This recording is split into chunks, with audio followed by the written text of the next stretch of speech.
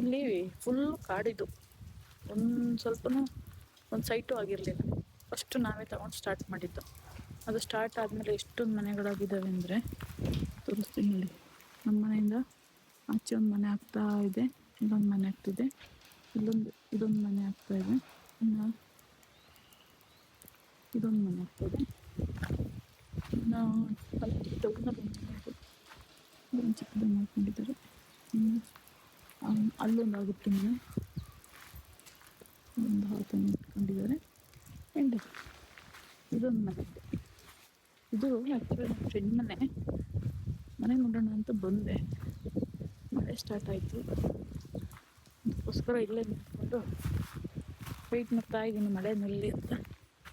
ಎಲ್ರದ್ದು ಒಟ್ಟಿಗೆ ಗೃಹ ಪ್ರವೇಶ ಆಗ್ಬೋದು. ಮೇ ಬಿ ಎಲ್ಲ ನವಂಬರ್ ಅಷ್ಟರಲ್ಲಿ ಗೃಹ ಪ್ರವೇಶಕ್ಕೆ ರೆಡಿ ಆಗ್ತಾರೆ ಅನಿಸುತ್ತೆ.